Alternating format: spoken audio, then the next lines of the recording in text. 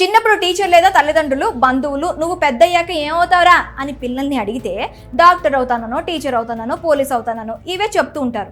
ఎందుకంటే ఇవి ప్రొఫెషనల్ జాబ్స్గా ఆ వయసులో ఫీల్ అవుతూ ఉంటారు చిన్నారులు. సినిమా కార్టూన్స్ ప్రభావం కూడా వీరిపై కొంత ఉంటుంది. ఏం చదవాలో ఎలా ప్రిపేర్ అవ్వాలో తెలియకపోయినా ఫ్యూచర్లో అలాగే కావాలనుకుంటున్నారు. ముఖ్యంగా పోలీస్ కావాలని ఆశపడుతూ ఉంటారు. పోలీసులు అంటే ఓ టీవీ రెస్పెక్ట్, ప్రజలకు మంచి చేయొచ్చునన్న భావన కూడా ఉంటుంది. కానీ బాల్యం అందరికీ ఒకేలా గడవదు. ఒకరికి మధురంగా మరొకరికి భారంగా గడుస్తూ ఉంటుంది.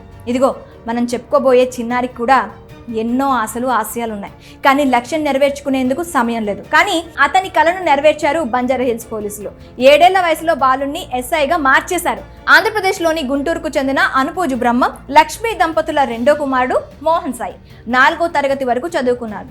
గత ఏడాది మోహన్ సాయి అనారోగ్యం బారిన పడ్డంతో తల్లిదండ్రులు ఆసుపత్రికి తీసుకెళ్లారు. పరీక్షల్లో అతనికి రెక్టాల్ క్యాన్సర్ అని నిర్ధారణ అయింది. ప్రస్తుతం అతడు బంజారాహిల్స్ లోని బసవతారకం క్యాన్సర్ ఆసుపత్రిలో చికిత్స పొందుతున్నాడు. చికిత్స అందిస్తున్నప్పటికీ అది ప్రాణం తీసే వ్యాధిగా మారింది. బాబు ఆరోగ్యం రోజురోజుకు క్షీణిస్తోంది. దీంతో బాబుకి ఏవేమి కోరికలు ఉన్నాయో అవి తీర్చేందుకు సిద్ధమయ్యారు పేరెంట్స్.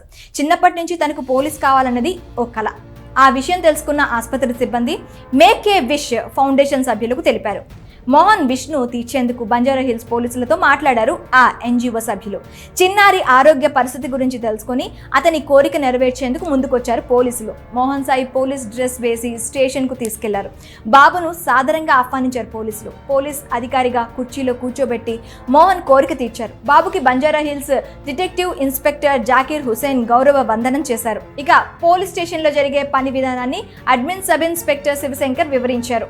ఈ చిన్నారికి సబ్ ఇన్స్పెక్టర్ రవీంద్రతో పాటు ఇతరులు బహుమతులు అందజేశారు. కొడుకు మరికొన్ని రోజుల్లో దూరం అవుతున్నాడని తెలిసి ఆ తల్లిదండ్రులు తట్టుకోలేకపోతున్నారు. అయితే అతన్ని పోలీస్ డ్రెస్ లో చూసుకొని మురిసిపోయారు.